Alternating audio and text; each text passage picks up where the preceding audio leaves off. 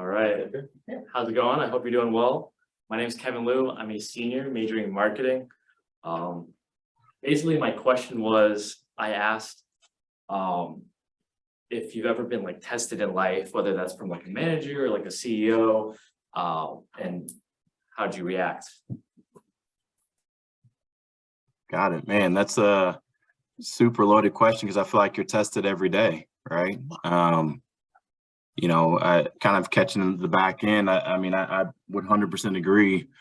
You just never know. Life happens and continues to happen each and every day, and it's about, for me, I think you're tested from a leadership side. I kind of speak to it on both professional and personal. From the professional side, look, you're tested because you're challenged on decisions that you make, right? I think every day, you're tasked to make tough decisions, have hard conversations, put in situations where you're looked at as the leader, but then there's also people that are, looking to take your spot, that are going to question you and try to challenge or deflect or make you put you in a compromising situation. And I think that's just more in those type of elements. For me in particular, I'm very confident in about myself, my process, and really my day-to-day cadence. And so though there's going to be those tests each and every day and those challenges that kind of push me in and out of comfort zones, I'm very confident in what I stand for, what I've been able to accomplish, and also confident in the people that are around me to make some of these tough decisions. I think that's definitely a key.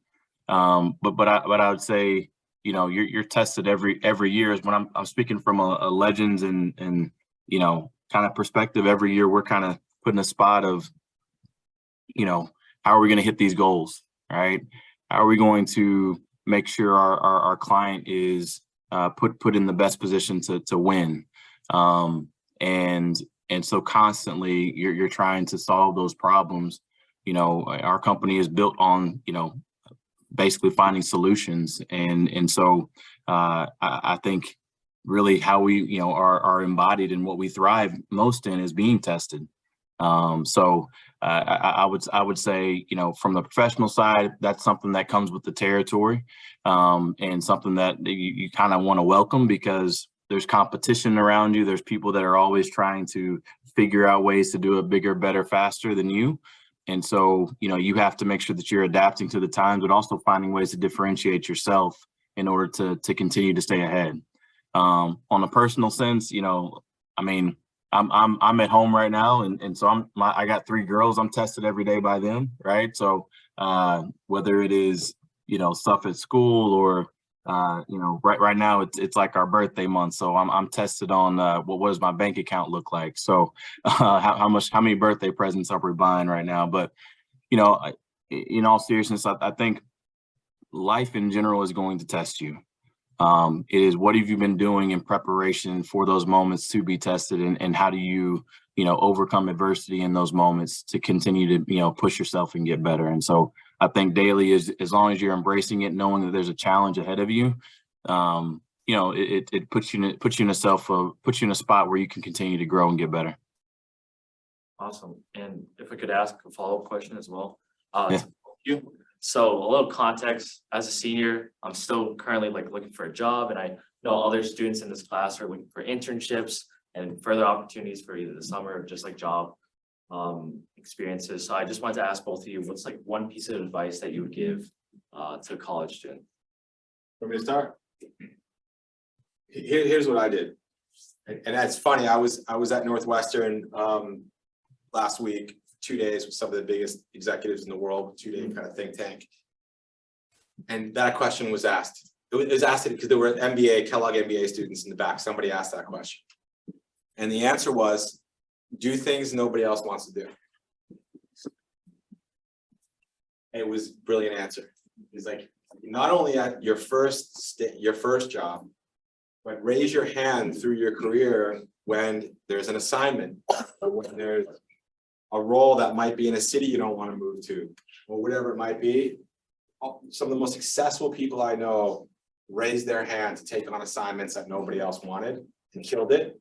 And that's how they moved up. I mean, I went to work, and I told you guys I grew up in advertising. My first job was at Blue Cross and Blue Shield. I interned there my second semester senior year. I left every morning at 6 a.m. Left this campus downtown 100 Summer Street. Think about that. Second semester senior year, some of you are in that right now. You're partying every night. You don't want to get up at 6 a.m. to go work on an internship in an insurance company. And it was the best thing I ever did. Nobody else wanted to do that. So that would be my advice. There's no rise and grind, and it will pay off. It will pay off. No, I would second that. I mean, like the people that are different are the ones that are in positions that I work with that have different skill sets, right? I mean, it's truly, you know, how diverse can you be as a candidate? You know, when I would say when I see a resume come across, right, like, and they all look the same, they all graduate from the same spot, what's the one thing that's going to make you different? And you have to try to find that, and whether that is, hey, I spent my time doing X and nobody else would do it. Very, you know, I think those are the things that you need to identify. And another thing I'd add is, you know, be selfish about what you want. I mean, I'm not saying you gotta, you know, identify this is what I'm gonna do for the rest of my life. I had no idea what the hell I wanted to do. But I knew that I knew I was very determined to go somewhere, right? I knew I wanted to grow myself, better myself, move out of this, you know, I'm a small town kid from Arkansas. Like, I wanted to get out and do something that was different. And in order to do something different, you have to be different. And I think that's just something you have to identify. You got all your peers that are going to be going after the same jobs as you. What are the things that you're doing when you're interviewing? Are you following up with a handwritten letter saying thank you, or are you just sending an email back saying, like, just like everybody else? You know, or are you finding ways to separate yourself from the competition? And if the answer is no, I'm not doing that, then today needs to be the day that you start. That's a good answer. Great, thank you. And I will be connecting with both of you on LinkedIn. Go for it. Appreciate it. Hi, my name is Mackenzie. I'm a senior graduating in May, and I'm a marketing major. Thank you both for coming. We really appreciate your time and your knowledge. I already heard Paul's perspective, but I would love to know, we talked about EQ and how sometimes when you have a high EQ, it can be kind of easy to fall into the trap of like using it in like a powerful way and manipulating people. So how do you, when you have a high EQ, find the balance between using it in a good way, but not falling into the trap of like abusing the power, so to speak? Oh yeah, I mean, that's you know, it's the motivation versus manipulation, and you know, you're trying not to overstep your power and abuse that. You know, having a high EQ, that's something as a leader you definitely want to establish, and because you're working with such a diverse group of people all the time. You know, I would say for me, it's really being true to yourself. I mean, I know who I am as a leader, and I feel like my you know, predecessors, my teammates, they know exactly who I am, but I think I have to stay true to that, in the good and the bad. And so I think also from a communication standpoint, really spending the time to get to know each individual that you work with and what really makes them who they are is important, to make sure that you're not abusing that, right? That you're not, you know, taking advantage and overstepping. And so I think, you know, the world continues to change and evolve. The people that that I work with and sit across from, you know, they are different than I am, and I have to understand that I have something to learn each and every day, and so I think making sure that you're not falling into the trap of like, this is the way, and I only know the right way to do it, and you're gonna have to fall in line because this is how we're gonna get somewhere. That can get you beat. And so I have to make sure that for me personally, it's putting myself in the position of others that are around me in order to make sure that overall we're growing. You know, the company I work for, like, we have to be chameleons, right? We have to literally, Legends is a white label company. Nobody knows who we are, and that's on purpose. It's strictly because we represent our clients in everything that they're about, and we have to make sure that we have enough awareness about ourselves that we're not trying to put our brand before anybody else. and therefore putting ourselves before anybody else. We have to make sure we're identifying with, you know, who we are and how we make sure we kind of push things across the right way, but also not tripping over our feet to where, you know, we don't know how to communicate the right way to get people to really fall in line with what our vision is. So I think, you know, having a high EQ is great, but also having a better understanding of your people around you is even better. Great, thank you so much. Yeah. Hey guys, I'm Joe. I'm a economics major with a minor in marketing.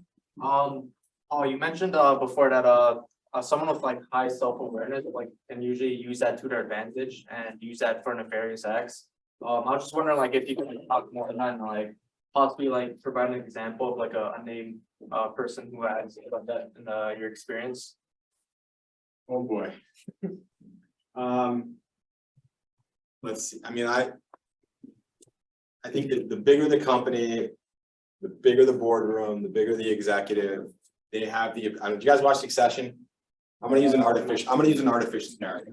Who watches Succession? Anybody? Okay. Logan Roy, you guys don't watch Succession, you need to watch Succession. Logan Roy is an example of someone that can do both. In fact, he did it last night. He did it last night. He manipulated, he's very powerful, right? He's Rupert Murdoch of this TV show. Boom, big booming, all right, let's go, we're gonna kill everybody, and he's doing deals and he's out there. But then he flips to manipulate his son.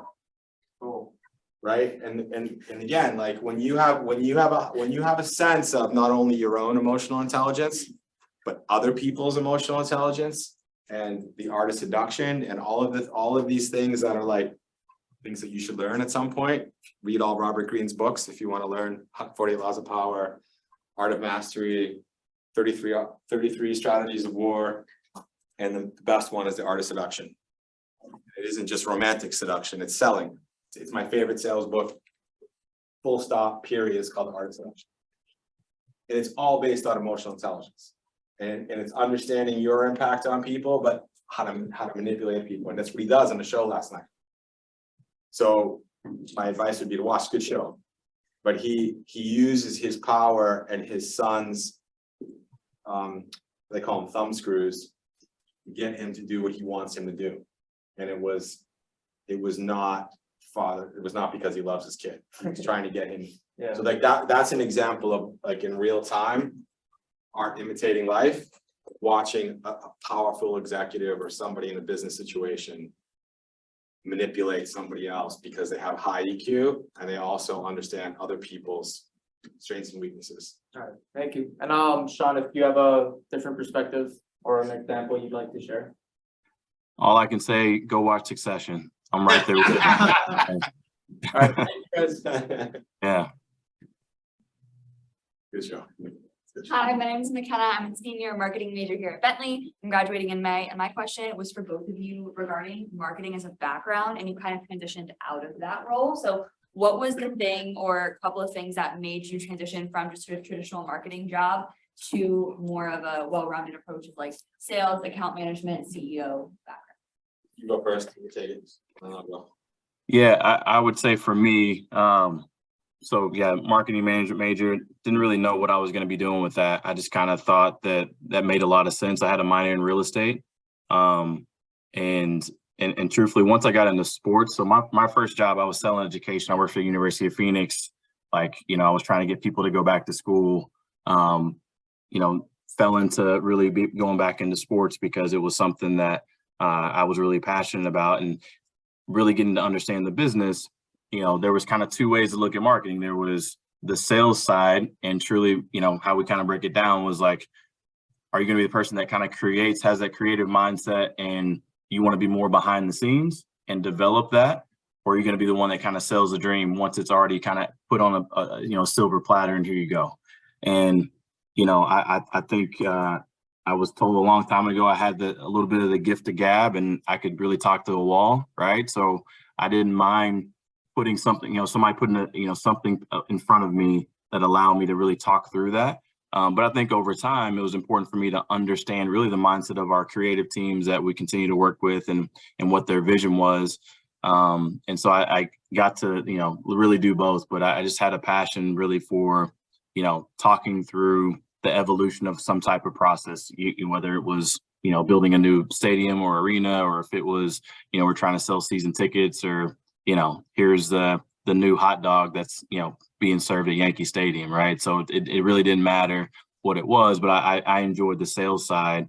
And now it's kind of role reversal. We're in a spot where I enjoy the creative side to really figure out what the vision is for our clients and really figure out campaigns and how to make that come to life. And so being able to have that background is definitely put me in the right positions to be successful. And so I would tell you, I kind of go in and out. Sometimes I'm like, I'm glad I have that because I can be more creative, but then there's also like, now can I go sell it? Can I go, make that more of a reality? And so I think, it's definitely been a beneficial major for me. Well, I am a marketer. I mean, that's always been even still to this day, like if you go to my LinkedIn, you'll see I identify as a marketer. Like I've always coming out of here, like I'm a marketer, and I didn't know really where it was going to take me either, but I did, like I said earlier, I didn't know I wanted to be on the agency side of the house. And then you realize that you don't have a lot of the power when the agency side, even if you're the CEO. So I went to the client side for a while where I was a CMO, and that was cool. I liked that. But for me, I always knew I wanted to be a CEO, but I didn't really know what that meant, to be honest with you. I didn't really have anybody in my life. My father wasn't a CEO. I didn't really have I just kind of knew I wanted it to be that way. And it happened, but in my world, it was kind of the only way for you to make more money was you kind of had to move up the ladder, like take on more and more responsibility. It went from, having 25 people to 50 to 100 to 500 to 3,000, right? Like it just kind of happened. And, but all the way through that, being a good marketer, being a good sales guy was, those are the red threads. I never lost. I still don't. I still enjoy being a marketer and learning about what's new, whether it's AI or AR or VR, whatever it is. Like, how does that apply to a brand? How does that apply to things you're probably learning in other classes here? But the one thing I will say is that the basics of marketing never changes. The basics of selling never change. There might be shiny little objects, there might be new technology, there might be different things, Zoom, whatever, but the human basics don't change. Thank you. Hi guys, my name is Andrew. So I know we have a handful of athletes in this class, and I know that you guys are both former athletes. So I was wondering if you Former. Still an athlete. So I was wondering if you guys could talk about some skills you developed from playing a sport and being on a team, and how some of those skills have translated into your sales careers. Want to go first? Man, this is like my favorite question, right? I mean, who doesn't love competition? That's translatable for me. Being a part of a team and setting yourself up for goals and how you want to get there, and seeing other people succeed, lifting others up. I mean, all those things are just, they continue to be the same thing for me each and every day. And every now and then we may play a few flag football games in our office too, so that competitive side comes out. But I would say being a student athlete, and not even knowing at the moment, like they would actually translate. Like, I don't think I really paid attention to that when I was actually in college, of like how that's going to really apply to real world, even though my coach at the time probably preached it more than anybody in the world about, these are the best moments, these are the best teaching, skills that you're going to learn, being a part of a team and how to deal with adversity, deal with challenges and tough times, because that's very real. That happens, each and every day. And so I would say, understanding that has definitely helped me in my career, because it helps me, identify when I'm on a team, how we're going to achieve goals together. But individually, like how can I, outperform, my competitor? What am I doing to make sure that my skill sets are, not losing their luster, right? Like, I know the NFL combine just happened with everything. It's like, those guys are training nonstop for that one moment to get, be successful, right? To make it to the next level, every day, every month, Paul mentioned earlier about, educating yourself about what's happening in the world, right? AI, VR, whatever, what's the new concept, right? You're constantly training and trying to identify with what's going to make you, be able to match your opponent, your competition. And those are those things, that those skill sets you have to constantly be wanting to evolve yourself as a professional, right? And so those are things I think have always translated for me. Yeah, I mean, there's so many things that I thought about writing a book about, parallel team sports and business, and I still might. I mean, there's two kind of big takeaways for me is that no one person is bigger than the team.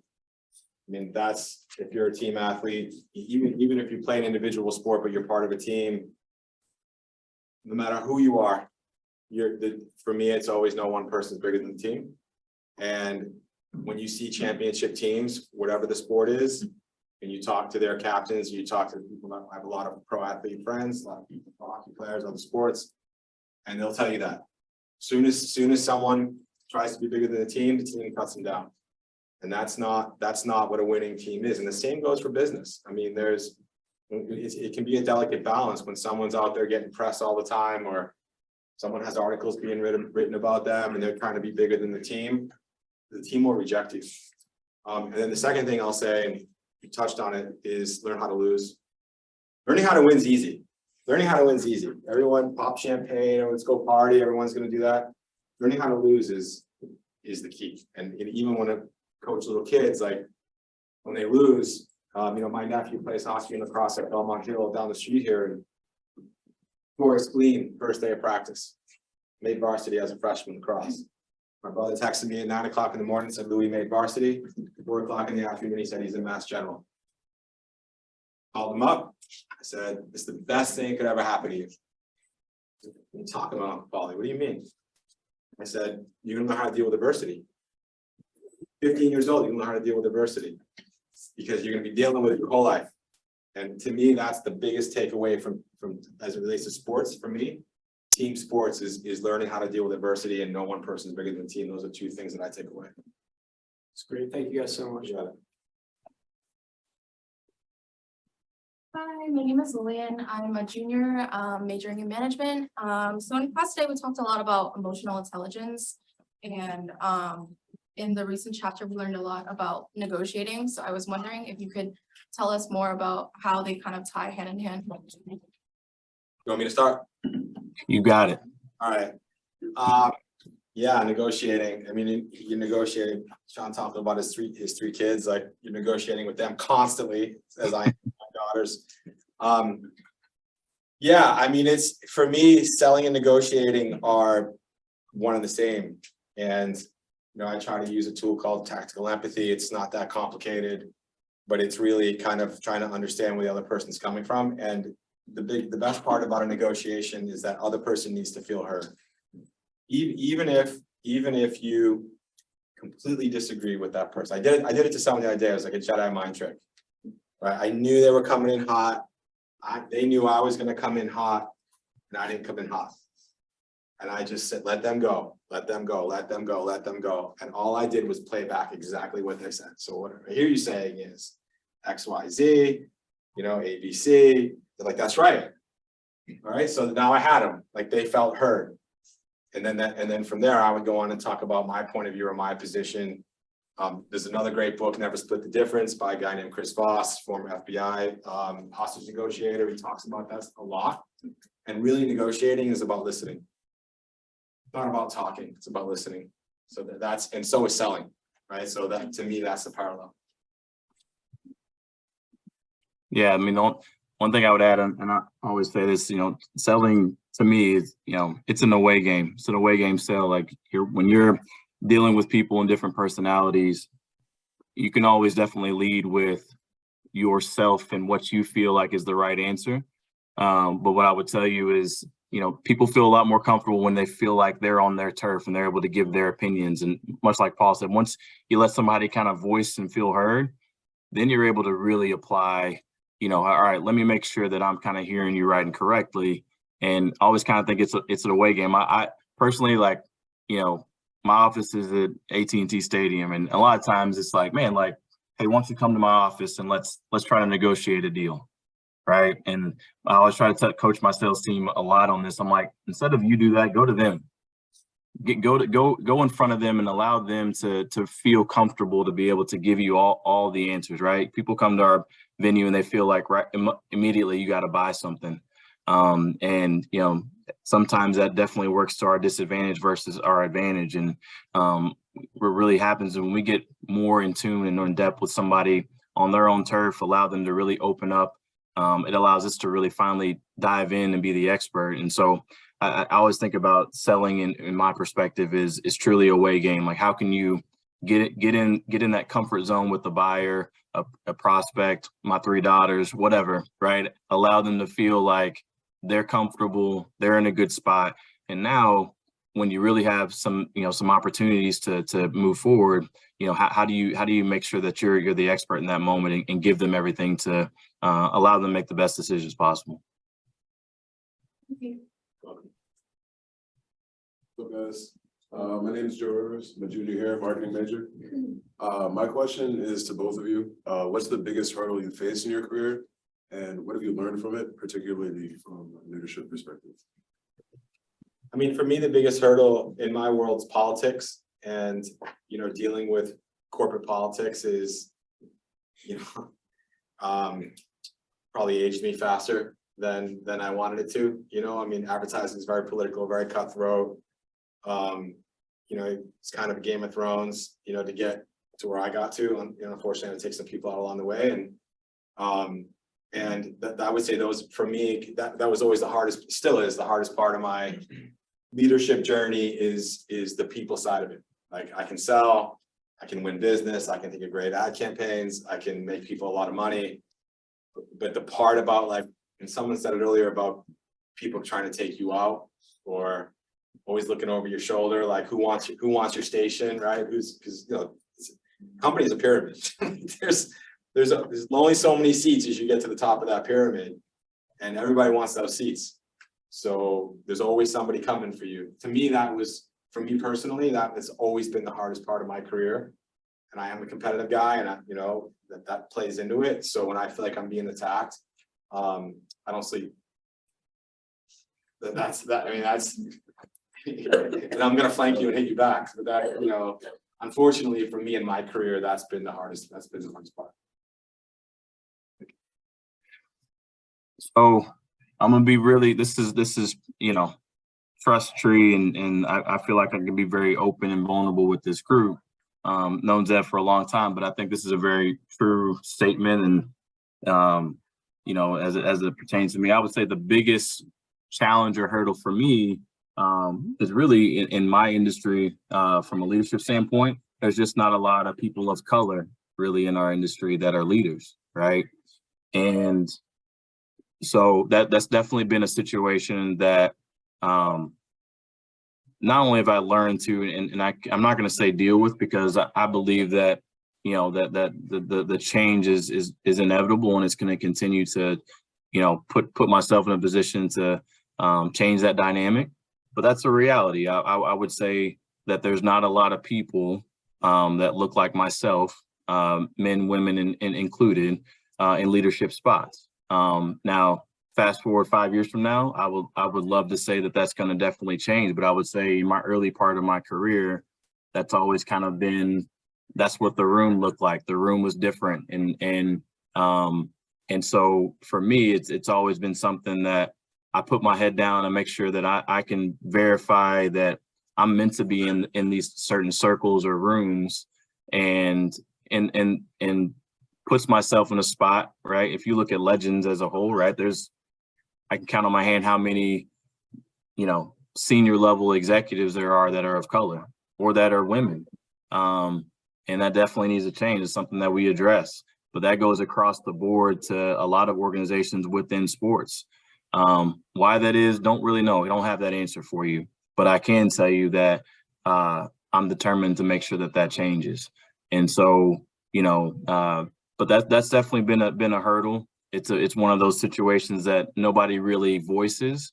And, you know, I kind of have a chip on my shoulder about it every now and then, but, you know, I think the results for the teams that I get to be a part of, the people that work with me, you know, are a reflection of who I am, and, you know, they do great work.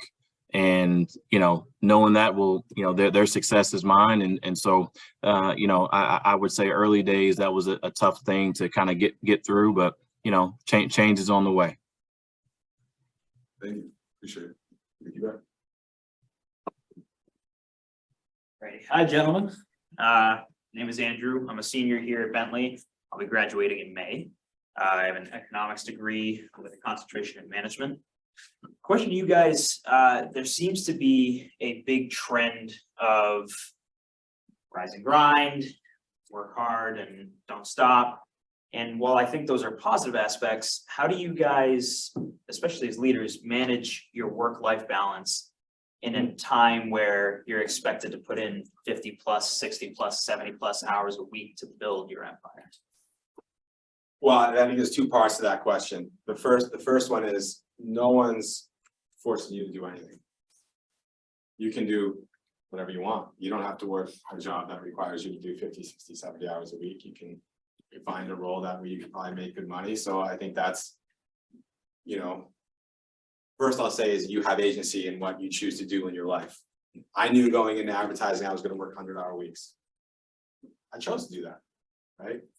No one forced me to do it. I chose to do it. And in fact, I don't regret a second of it. I had a blast every step of the way. For me, managing stress, you know, and again, as you have a family and you have other people that rely on you, you know, and you're thinking about other things like retirement and other stuff that you want to go do. I didn't always deal with stress well, actually, to be honest with you. I didn't deal with stress well. I wasn't destructive, but like I stopped drinking 8 years ago just because I don't want that. I don't want, like, for me, it would felt better not to do that now. Maybe smoke a little weed here and there, like that's how you deal with stress. But like, I learned how to meditate. I studied transcendental meditation. I still play hockey, which is really important to me, you know, being with my friends and just being on the ice, like, you know, 10, 15 times slower than I used to be, but it doesn't actually matter. What else do I do? You know, CrossFit. You have to find the outlets. I read a lot. I read 100 books a year, right? So there's things in your life that will help you escape. If you think about your job, no matter who you are, all the time, you're done. You're going to burn out. You're no good to anybody. Like I always use the analogy. There's a reason why they say on airplanes, give yourself, I never understood it actually. We give yourself oxygen first and then give it to your kids. Like, you mean, like, give it to your kids. But the point is like, give yourself the oxygen first, because if you're not taking care of yourself, you're no good to anybody, your team, your company, and your family. So I learned a little later in life how to deal with that level of stress. And I'd even say today, it's still a pursuit for me. It's not, again, it'll probably be a pursuit to the day I go sit on a beach and on my boat and not have to worry about anything, but those days are a little away. So I don't know, Sean, I don't know how you feel about that. Yeah, I mean, I would say I definitely echo a lot of what Paul was mentioning there. There's a book out there called Deep Work. Talks about just the, you know, really the human brain and you know, if you really spend, I think the capacity is it's about 2 hours that you can really just set aside some time and dive in and really like focus on something, no matter what it is, right? So when you think about that, that means you got 22 other hours of the day, you know, you mix in sleeping, all that kind of stuff that really like it's going about your day. So the whole like rise and grind and you got to, you know, work while you're sleeping and all that, like, look, there's a time and place for it, but you know, what's going to end up happening is that you're going to get burned out really quick, or you're going to hate your job or hate the people you work with, or whatever the case may be. I made really you know, probably about 4 or 5 years ago, kind of a stance with, and it was really one of those moments I had sat down with my wife and I was like, look, my priority is my family. And then here, what, you know, everything that kind of fits around that is how I'm going to have to make it all work. Right. So, you know, when I come home, I'm home. right? I got 3 girls that need all of my attention. I'm surprised that like, a few of them aren't jumping on my lap right now. I try to like hide when I get on a call like this. And so, but I would tell you, they know that, and I established that very early. And so it allows that when I'm coming home, I'm not trying to escape into my phone or escape into the laptop or go to the office or whatever. But when I'm at work, and I get my stuff done. And but I find outlets. I wake up early to I read a lot. I'm not the 100 book mark, but I'm gonna get there. I'm about to catch you there, Paul. But I do try to knock out at least 2 a month. Because I think expanding your scope and really understanding other perspectives is key. And really there's a lot of books out there from mental health perspective, from finding balance, that really are just really educational and allow you to have different perspective and thought process about how you handle stressors or things. And so, when I'm at work, I'm the same way that you see me right here, right? I'm there's no, I'm work mode versus when I get home, I'm a different person or whatever, because I think that that's unhealthy, right? I think you just have to figure out there is not this work-life balance. It really is just a life. This is how you live your life. And I think the better that you can kind of figure that out in that cadence, it becomes really second nature. Like I get to work with some great people. I figure out what that balance looks like. Go work out. Every now and then, if I stretch good enough, I'll try to play some flag football here and there. But I don't run as fast as I used to. So, to try to mix that in, with any recreational sports. I mean, physical activity is definitely key, burning off stress and stuff like that.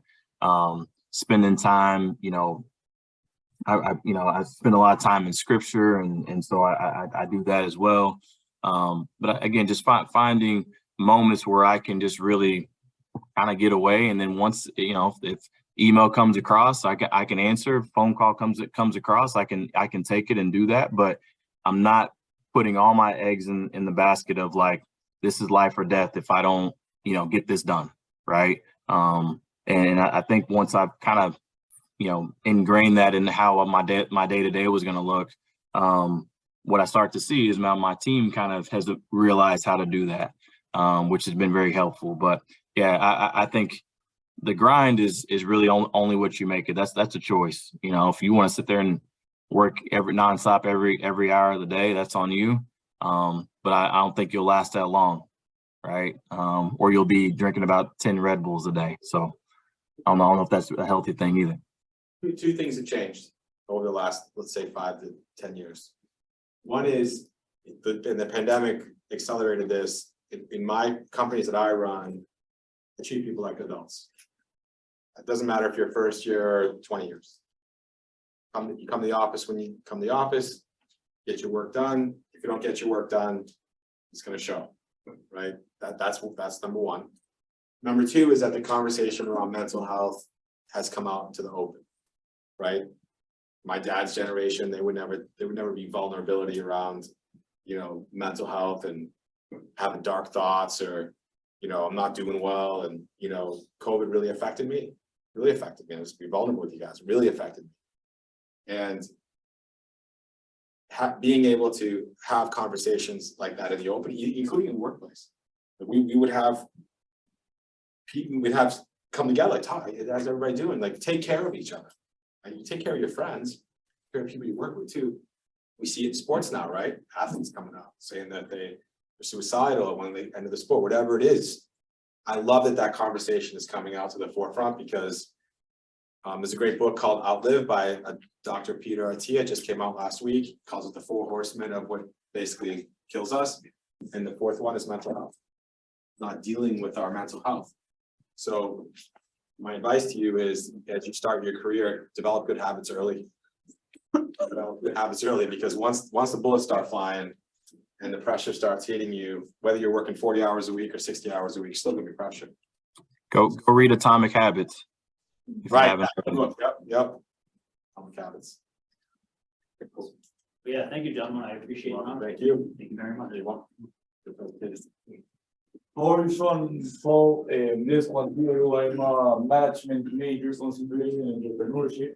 This is a personal question for both. For me, it has been a long road trying to decide which career to pursue.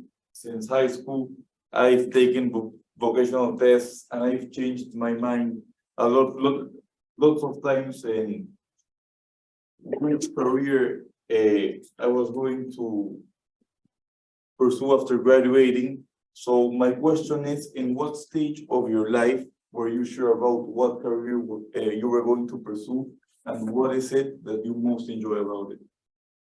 You can start. Well, I'll tell you this, man, I was in your shoes because I had no idea what I wanted to do when I was about to graduate. And look, I'll tell you this, I think you're constantly evolving as a person. So I would say the stage where I really knew this is where I want to settle in and do was really when I had my first child. So my oldest is 7, and it was kind of one of those things of like, I can't really jump around and kind of, man, this is the flavor of the week of like, I think I might do this thing, I may not, I may work in sports, I may go work in IT, I don't really know, versus I need to really dig my heels in and know everything there is to know about this, not just one part of the business, but every part. And so in order to be successful, like I'm the position that I'm in now, like I have aspirations to continue to grow that and go to different parts of the industry. And so, but it really wasn't until, wife and I had kids that I decided, I was like, this is the moment that I got to make sure that I'm really going to sink in. And so, I think for everybody, it's always going to be different as far as when you settle into this is what I want to do, because you start to identify what you're passionate about, what you enjoy the most. Like for me, I enjoy being around sports and entertainment. I enjoy bringing my friends and family to different venues, and I enjoyed, being a part of some iconic moments within our time. And so, and then also being able to pioneer some of those different things. And so how do I continue to better that and be a part of it? But it didn't happen until about 7 years ago, to be honest with you, where I was like, this is where I want to say, this is where I'm going to dig my heels in and start going. Your parents might not like this answer, but I don't know that you need to know right now. Right. Yeah, like for example, I had an internship last year for a real estate developer. I think I'm going to get into real estate, but I don't know if it's going to be the industry that I'm gonna be working in 3 or 4 years. I started in insurance, man. Right. I look like an insurance. Same here. I look like an insurance guy. Same here. Yeah. I went there to like start, I had a connection, right? Like probably, but you got to start learning about yourself. Like you got to college is great. Don't get me wrong. It's the best 4 years of my life. But once you're out there in the world, you're going to start learning about yourself like quickly, about what you like, what you don't like, what turns you on, what turns you off, like what pushes your buttons, what makes you mad, like what work do you really like to lean into, what work do you like, dread. I'm a little bit of an anomaly. I kind of knew from the beginning that I wanted to be a marketer.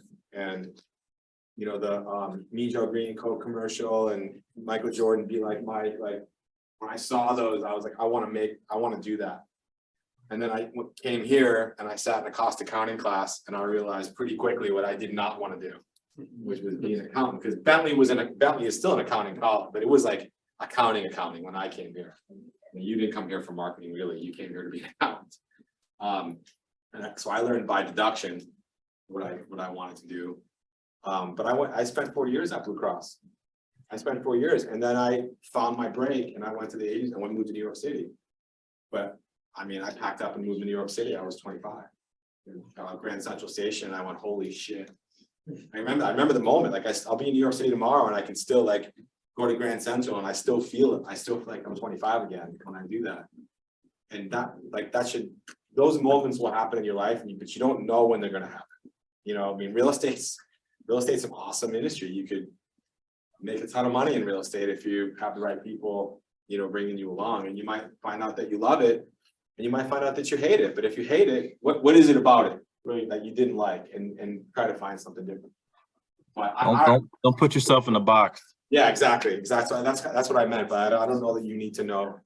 We put so much pressure on ourselves and on our kids, right? Like my daughter's decided she wants to study psychology. She's a freshman. Is she gonna study psychology? Like, I don't know. Like, but at least she sees maybe a path.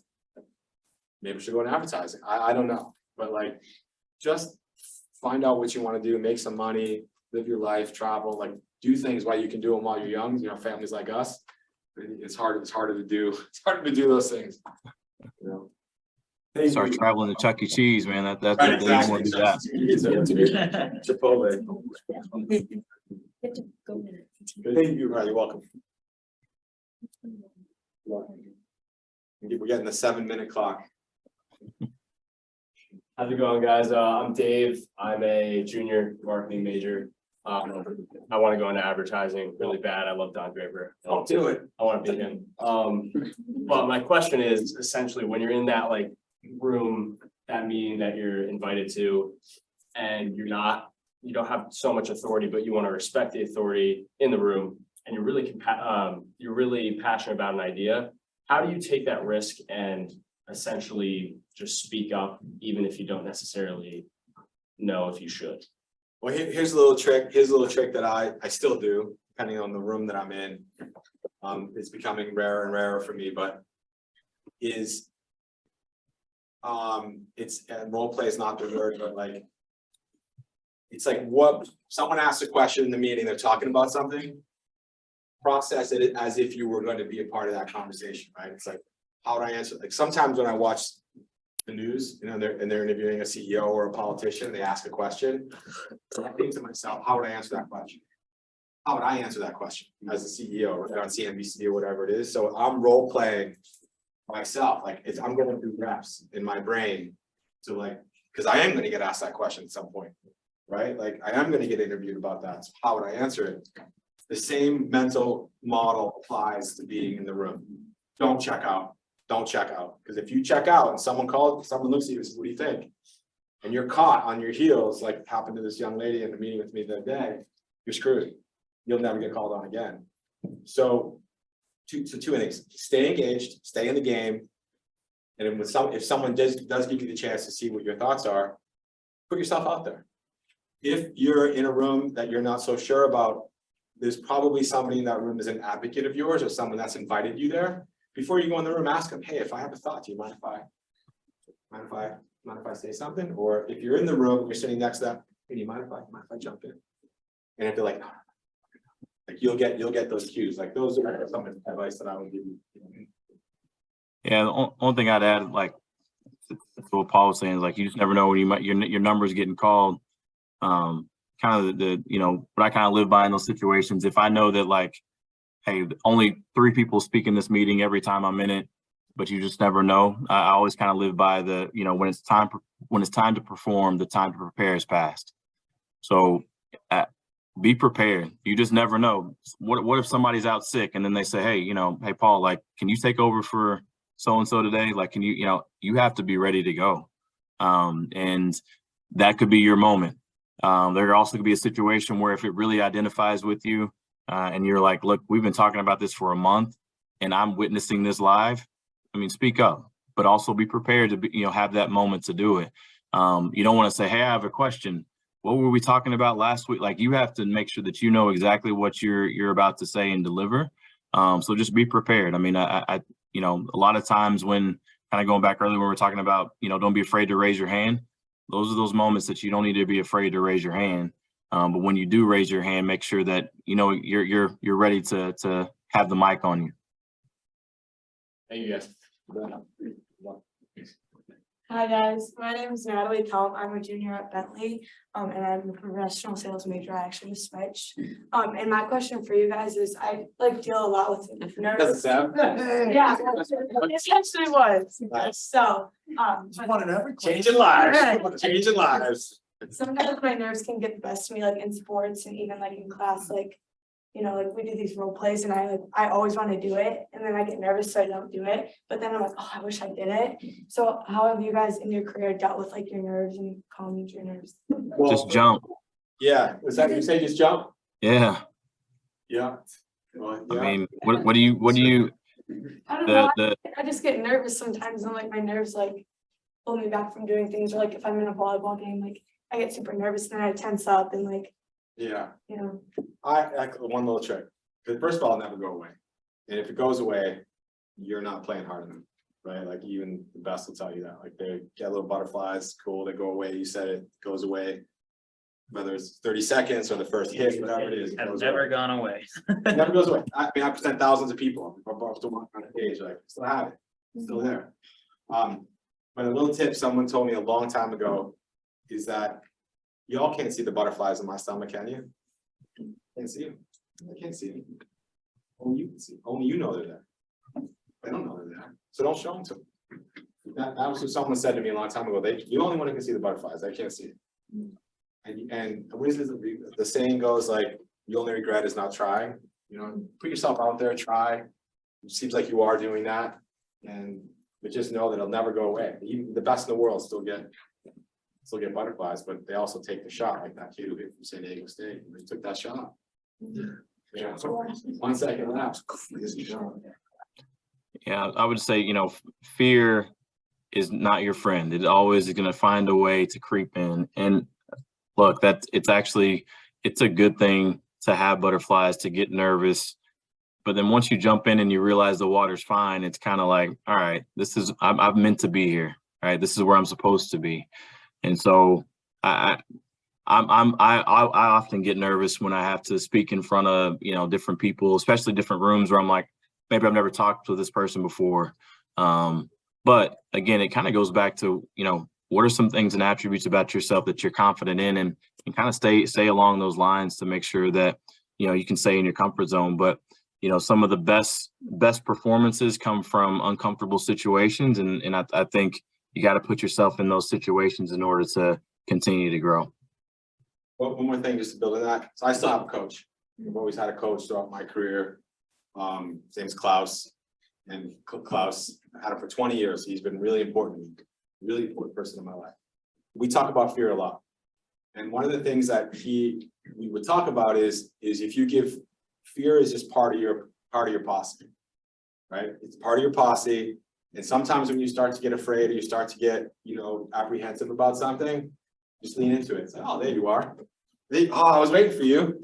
It's like if you personify that fear and you give it a name, right? Like this is what like big famous people do, like before they walk out on a stage or whatever it is, like they give the fear. There you are, cool, let's go, we're gonna do this. That's like personifying that fear. These little tricks that people do, and my coach has taught me to do, going into a situation that I might not be comfortable in, whatever that is. It's like, all right, there you are. There's your fear, there's your doubt. Like, can't live without you. You gotta be here. So try that. I'll say this: you walked up there and asked us questions. Yeah, that's the thing right there. So lean into that, lean into it. I would also say that there's the first class of every semester, I still get nervous. Every time I go on a sales call, I've been in sales for 24 years, I still have nerves. And Gino Oriema, who's the head coach of the UConn women's basketball team, talked about this in a talk, and he said, the reason why you do get nerves, do you know why? Because you care, because it matters. So the day that you don't get nervous or you don't have those nerves, it doesn't matter to you. You don't care because you want to please, you want to do things for other people. And that to me is the minute I lose that, then I got to go into something else. And to this day, tomorrow, I'm going to be with a rep down in Plymouth, Massachusetts. There's going to be nerves going into that sales meeting because it matters to him, it matters to me. You should always have that. Last question of the evening. Thanks, guys. Hey, end on a good note now. I'll do my best. All right. Hi, guys. My name is Sami. I'm a junior finance major. Thanks for answering our extensive amount of questions, and thanks for being Good here. interrogation. Yeah. My question is, as we're all entering our first jobs, we're obviously not going to be the ones with the years of industry experience and knowledge. So we talk a lot about value propositions in our class. How can we best add value? And as leaders like yourselves, what would impress you? What would stand out for someone who's new in the game and doesn't have that much experience? Yeah, I would just say, look, you've made it to this point. Share your experiences that you have been through. I mean, that's what define you and make you who you are. You know, there's always, you know, people will say, hey, I don't know if I'm qualified for this position, or if I apply for something, I don't have enough experience.